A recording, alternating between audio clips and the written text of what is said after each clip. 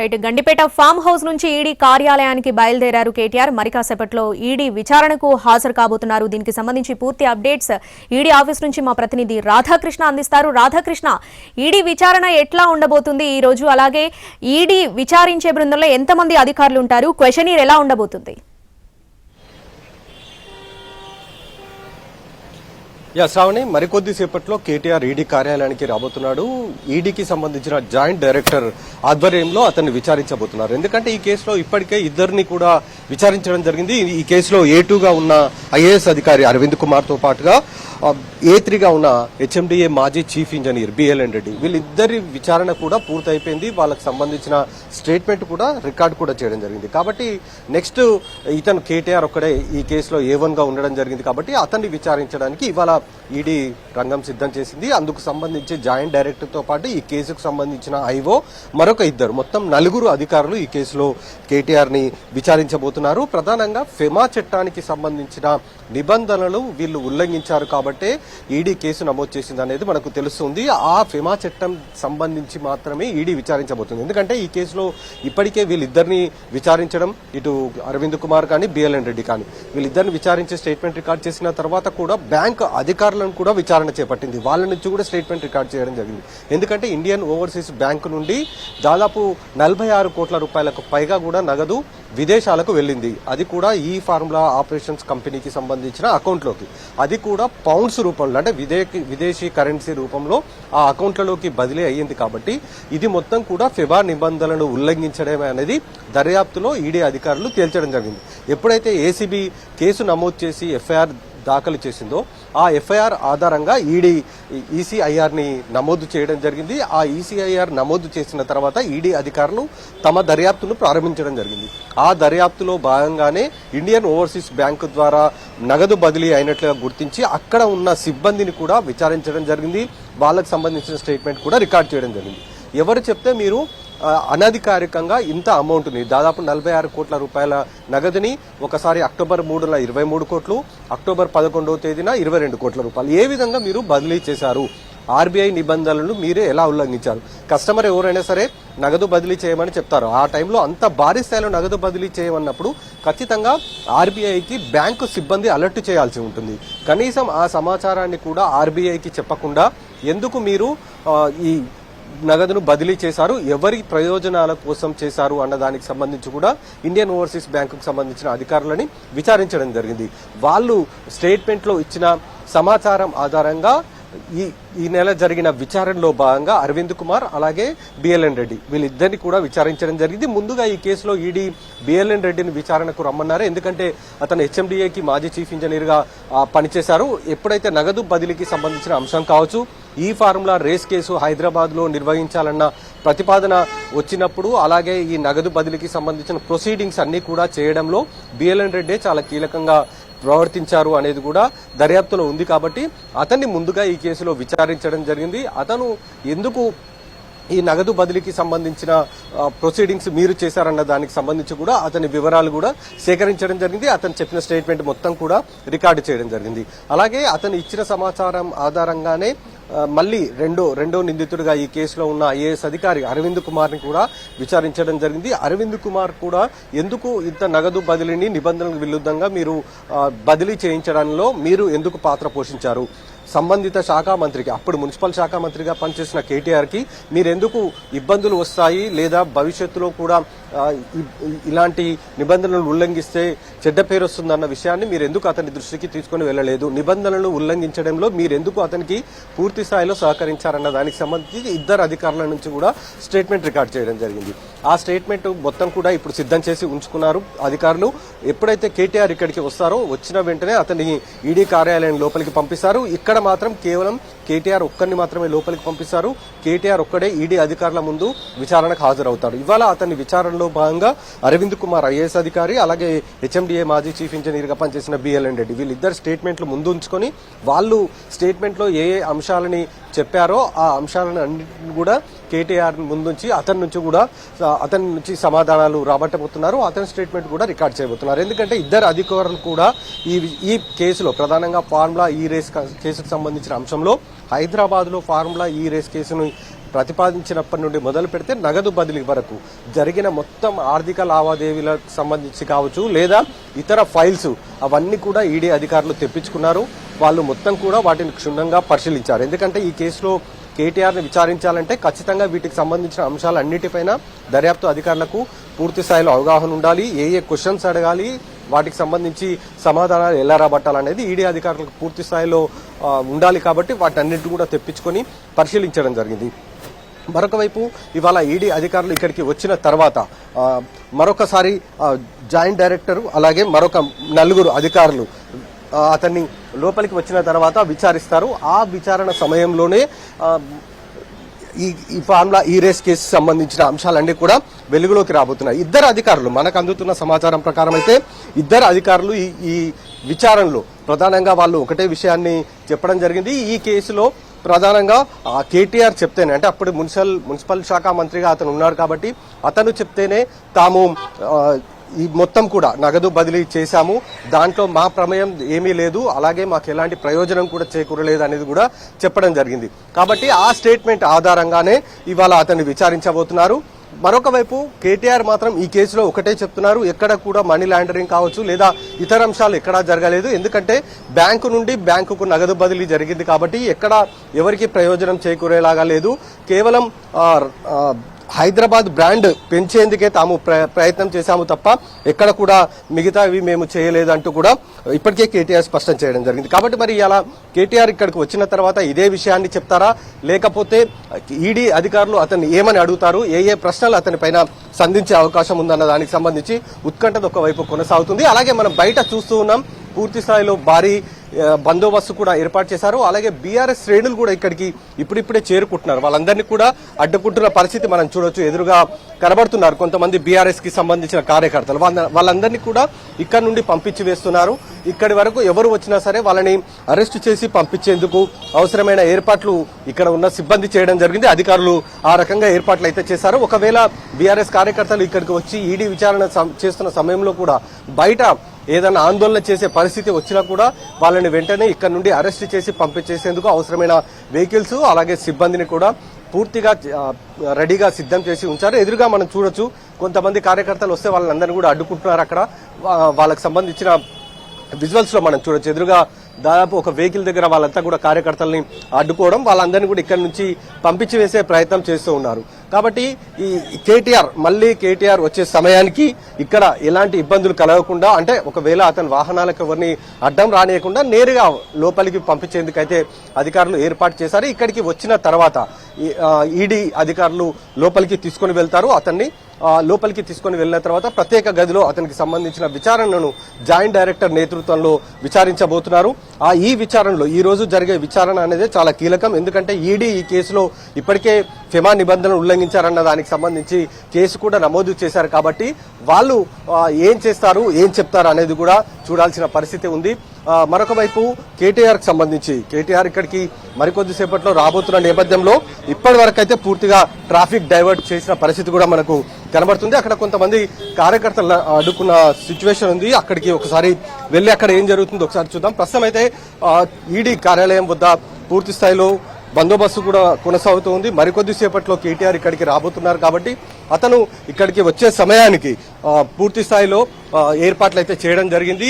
ఈ కేసుకు సంబంధించిన దాంట్లో మనీ లాండరింగ్ జరిగిందా లేదా, ఫెబా నిబంధనలను ఎంతవరకు వీళ్ళు ఉల్లంఘించారు అన్న దానికి సంబంధించి మొత్తం కూడా ఈడీ అధికారులు ప్రధానంగా విచారణ చేపట్టబోతున్నారు. దానికి సంబంధించి క్వశ్చన్ అవర్ కూడా సిద్ధం చేసుకుని ఉన్నారు. మనం ఇప్పుడు చూస్తున్నాం, ఎదురుగా కనబడుతుందంతా కూడా బీఆర్ఎస్ కి సంబంధించిన కార్యకర్తలు. వాళ్ళంతా కూడా ఇక్కడ నుండి వాళ్ళందరినీ కూడా పంపించేందుకు ఏర్పాట్లు చేస్తున్నారు. అందరినీ కూడా ఇక్కడ నుండి వెలగొడుతున్న సిచ్యువేషన్ మనం చూడొచ్చు. బీఆర్ఎస్ కి సంబంధించిన వాళ్ళంతా కూడా కేటీఆర్ ఇక్కడికి వస్తున్నాడన్న సమాచారం తర్వాత, ఇక్కడికి వస్తున్నాడని తెలిసిన తర్వాత వాళ్ళంతా కూడా ఇక్కడికి చేరుకోవడం జరిగింది. వాళ్ళంతా కూడా ప్రస్తుతం ఇక్కడ నుండి వాళ్ళందరినీ కూడా పంపించి వేస్తున్న పరిస్థితి అయితే మనకు కనబడుతుంది. మరికొద్దిసేపట్లో రాబోతున్నారు కేటీఆర్ కాబట్టి దానికి తగ్గట్లుగా అధికారులు ఏర్పాట్లు అయితే చేసిన సిచ్యువేషన్ మనకి ఇక్కడ కనబడుతుంది. మిగతా వారు ఎవరు కూడా ఇక్కడికి వచ్చి అడ్డుకునే ప్రయత్నం చేసినా లేదా ఇంకా ఎవరైనా సరే మాట్లాడడానికి వాళ్ళని ఇక్కడ నుండి పంపించేస్తున్న పరిస్థితి మనం చూడొచ్చు. ప్రస్తుతం అయితే ఇంకా కేటీఆర్ రాలేదు. మరికొద్ది సేపట్లో రాబోతున్నారు కేటీఆర్ ఇక్కడికి. అతను వచ్చిన తర్వాత అతను వచ్చిన తర్వాత ఇక్కడ నుండి వీళ్ళందరినీ కూడా పంపించి వేసే అవకాశం అయితే కనబడుతుంది. అంటే ప్రధానంగా ఈ కేసులో ఎలాంటి ఈడీకి సంబంధించిన విచారణ సాఫీగా సాగాలన్న ఒకే ఒక్క అంశం పైన ప్రస్తుతం అయితే అధికారులు ప్రస్తుతం ఏర్పాట్లు కూడా చేయడం జరిగింది. ప్రస్తుతం బీఆర్ఎస్ కి సంబంధించిన నాయకులు ఉన్నారు, ఒకసారి మాట్లాడుతున్నారు, ఒకసారి చూద్దాం. వాళ్ళతో కూడా మాట్లాడిద్దాం. కేసుకి సంబంధించి వాళ్ళు ఏం చెప్పాలనుకుంటున్నారు ఏంటి అనేది. కాబట్టి ఇది నిలబడదు. ఎట్టి పరిస్థితుల్లో కూడా కేటీఆర్ గారు కడిగిన ముత్యం లెక్క బయటకు వస్తారు. రేవంత్ రెడ్డి కొంతకాలం సంతోషాన్ని అనుభవించవచ్చు, కేటీఆర్ గారిని ఇబ్బంది పెడుతున్నా అని చెప్పని. కానీ దీర్ఘకాలికంగా ఇది రేవంత్ రెడ్డికే నష్టం, కాంగ్రెస్ పార్టీకి నష్టం, ప్రభుత్వానికి నష్టం. తప్పుడు కేసులు పెట్టి ప్రజాస్వామ్యాన్ని, రాజ్యాంగాన్ని కూని చేస్తున్నటువంటి రేవంత్ రెడ్డి వైఖరి పట్ల ఇవాళ ఇప్పటికే ప్రజలు పెద్ద ఎత్తున తిరగబడతా ఉన్నారు, నిరసన తెలుపుతా ఉన్నారు. ఇవాళ కేటీఆర్ ను ప్రజల పక్షాన ప్రశ్నిస్తున్నాడు కాబట్టి, రైతుల పక్షాన ప్రశ్నిస్తున్నాడు కాబట్టి, నిరుద్యోగ పక్షాల పోరాటం చేస్తున్నాడు కాబట్టి ఆయనని ఇవాళ ఇబ్బంది పెట్టాలనేటువంటి ఒక సాడిస్ట్ మనస్తత్వంతో ఇవాళ రేవంత్ ప్రభుత్వం చేస్తున్నటువంటి ఒక వైఖరిని ప్రజలు నిరసన తెలుపుతా ఉన్నారు. మేం మాత్రం ప్రజల పక్షాన పోరాటం చేసిన ఆపేది లేదు. కేటీఆర్ గారు ఇంకా బలమైనటువంటి ఒక నాయకుడిగా ఈడీ అడిగినా, ఏసీబీ అడిగినా సహాయ సహకారాలు అందిస్తాం, కోఆపరేట్ చేస్తాం. బట్ ప్రజల పక్షాన మాత్రం ప్రభుత్వాన్ని ఎట్టి పరిస్థితుల్లో ఎండగడతాం. ఇది ప్రస్తుతం మనం చూస్తున్నాం. ఇంకా ప్రస్తుతం అయితే ఇక్కడ కార్యకర్తలు, నాయకులు అందరూ వచ్చారు. బీఆర్ఎస్ కి సంబంధించిన వాళ్ళంతా కూడా మనం చూడొచ్చు. వాళ్ళందరినీ కూడా పోలీసులు ఇక్కడ నుండి పంపించి వేస్తున్న పరిస్థితి ఉంది. అంటే కేటీఆర్ వస్తున్న సమయంలో వాళ్ళంతా కూడా ఇక్కడ అడ్డుకుంటారు అన్న నేపథ్యంలో వాళ్ళందరినీ కూడా ప్రస్తుతం ఇక్కడ నుండి పంపించేస్తున్న పరిస్థితి అయితే మనకు కనబడుతుంది. పోలీసులతోటి వాగ్వాదం కూడా పెట్టుకుంటున్నారు మనం చూడొచ్చు. ఒకవైపు ఎదురుగా మనం చూడొచ్చు వాళ్ళని ఇక్కడ నుండి పంపించేసే సందర్భంగా ఈ ఒకవైపు మనకి కనబడుతూ ఉంది. ఇదంతా కూడా మొత్తం ఈ కేసుకు సంబంధించిన అంశంలో విచారణకు వస్తున్న సందర్భంలో ఇదంతా కూడా జరుగుతున్న ఇబ్బందులు అనేది మనకు అర్థమవుతూ ఉంది. మరొక వైపు కేసుకు సంబంధించి మొత్తం కూడా పూర్తి స్థాయి ఏర్పాట్లు కూడా చేయడం జరిగింది. మరికొద్ది సేపట్లో ఇక్కడికి రాబోతున్నాడు కేటీఆర్ కాబట్టి ఇక్కడికి వచ్చిన తర్వాత అతనికి ఎలాంటి ఇబ్బంది కలగకుండా నేరుగా పంపించేసేలాగానే అవసరమైన చర్యలు అయితే తీసుకున్నారు. ఇంకా 10 నిమిషాలకు పైగా కూడా సమయం పడుతుంది అనేది మనకు తెలుస్తోంది. అతను రావడానికి, అంటే కేటీఆర్ రావడానికి ఇబ్బంది కలగకుండా అతను వచ్చిన తర్వాత ఇక్కడ ఈ కార్యకర్తలు కానీ మిగతా వాళ్ళు కానీ నినాదాలు చేసే అవకాశం ఉంది కాబట్టి అలాంటి ఛాన్స్ లేకుండా ఉండేందుకు అవసరమైన ఏర్పాట్లు అయితే ప్రస్తుతం అధికారులు చేస్తూ ఉన్నారు. ఇక్కడికి కేటీఆర్ వచ్చిన తర్వాత ఈడీ కార్యాలయం లోపలికి నేరుగా పంపించేందుకు ఏర్పాట్లు అయితే అధికారులు చేశారని మనం చెప్పుకోవచ్చు. భారీ బందోబస్తు కనబడుతుంది. రోపులు పెట్టారు ఎక్కడికక్కడ కూడా. ఎవరిని అతను కేటీఆర్ వెహికల్ కి అడ్డం రాకుండా ఉండేలాగా మనం చూస్తున్నాం. దాదాపు మెయిన్ గా కంట్రోల్ రూమ్ వరకు కూడా ఈ బందోబస్తు అనేది కొనసాగుతుంది. ఎందుకంటే అక్కడి నుండి వెహికల్ ని వీళ్ళంతా కూడా నినాదాలు చేసుకుంటూ వచ్చే అవకాశం ఉంది కాబట్టి అలాంటి అవకాశం లేకుండా, అలాంటి ఛాన్స్ ఇవ్వకుండా నేరుగా లోపలికి పంపించేందుకైతే అధికారులు ఏర్పాటు చేస్తున్నారు. మరి ఈడీ అధికారులు ఇవాళ ఏమని ప్రశ్నిస్తారు, కేటీఆర్ ని ఏమని అడుగుతారు అనేది చాలా ఉత్కంఠత అయితే కనబడుతుంది. అలాగే మరొక వైపు సోషల్ మీడియాలో అనేక ఊహాగానాలు, ప్రచారాలు చేస్తున్న పరిస్థితి కూడా కనబడుతుంది. ఈ రోజు ఈడీ అధికారులు కేటీఆర్ ని అరెస్టు చేశారంటూ కూడా సోషల్ మీడియాలో రూమర్లు, అలాగే ఊహాగానాలు ఒకవైపు వస్తూ ఉన్నాయి. ఈ నేపథ్యంలోనే బీఆర్ఎస్ అందరూ కూడా, కార్యకర్తలు అందరూ కూడా ఇక్కడికి వచ్చి వాళ్ళంతా కూడా ఆందోళన అంటే వాళ్ళంతా కూడా కేటీఆర్ విచారణకు లోపలికి వెళ్తున్న నేపథ్యంలో వాళ్ళందరిలో ఆందోళన ఒకవైపు కనబడుతుంది. ఏం జరగబోతుంది, ఈడీ విచారణ ఏ విధంగా చేయబోతుంది అన్న దానికి సంబంధించి అయితే వాళ్ళలో కొంత ఉత్కంఠత కొనసాగుతుంది. ఎందుకంటే ఏసీబీ విచారణ సమయంలోనే పకడ్బందీ ఏర్పాట్లు చేశారు అధికారులు. అప్పుడు కూడా అరెస్టు చేస్తున్నారు కేటీఆర్ అన్నట్టు కూడా అనేక ఊహాగానాలు రావడం జరిగింది. కానీ విచారణ పూర్తయిన తర్వాత నేరుగా అతను వెళ్లిపోవడం జరిగింది. మరి ఈ రోజు కూడా ఏం జరుగుతుంది అంటే ఈడీ విచారణ చేసిన తర్వాత ఎలాంటి చర్యలు చేపట్టబోతుంది, మరి కేటీఆర్ ఈడీ అడిగిన అన్ని ప్రశ్నలకు సమాధానాలు చెప్తారా, అసలు ఆ నగదు బదిలీకి ఎవరికి ప్రయోజనం జరిగింది, ఎంత లబ్ధి జరిగిందన్న దానికి సంబంధించి ఈడీ అధికారులు అడిగే ప్రశ్నలకు అతను ఎలాంటి సమాధానాలు చెప్తాడన్న దానికి సంబంధించి ఉత్కంఠత అయితే ఒకవైపు కొనసాగుతుంది. అలాగే ఈ ఫిమా నిబంధనలను ఉల్లంఘించడానికి ప్రధాన కారణాలు ఏంటి అనేది కూడా అతన్ని అడిగే అవకాశం అయితే కనబడుతుంది. ఇంకా రావడానికి సమయం పట్టే అవకాశం ఉంది. ఎదురుగా మనం చూస్తున్నాం, అలా కనబడుతూ ఉన్నారు. ఎదురుగా కొంచెం ఒకవైపు మనం చూడొచ్చు కొంత హడావుడి అయితే కనబడుతుంది. ఎదురుగా కేటీఆర్ కి సంబంధించి వాహనం వచ్చినట్లుగా మనకు తెలుస్తుంది. కొంత హడావుడి ఎదురుగా మనం చూడొచ్చు. చుట్టూ చాలా మంది బీఆర్ఎస్ కి సంబంధించిన కార్యకర్తలు, నాయకులు వాళ్ళంతా కూడా అక్కడికి వచ్చిన నేపథ్యంలో కొంత అలర్ట్ అయితే మనకు కనబడుతుంది.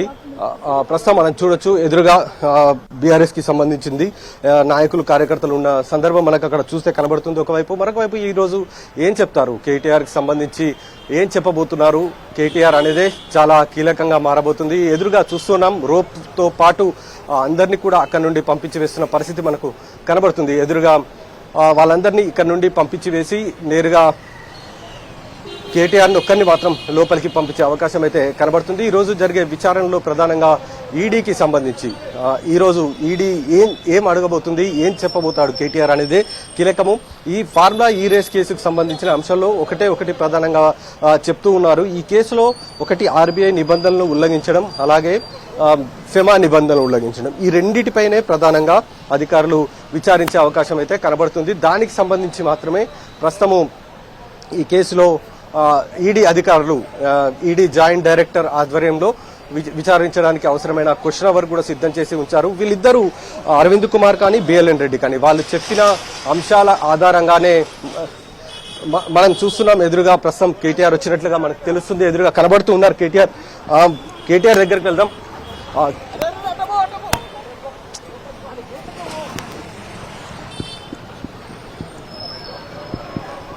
ప్రస్తుతం ఎదురుగా కనబడుతున్నారు కేటీఆర్. మనకి విజువల్స్ లో మనం చూడొచ్చు.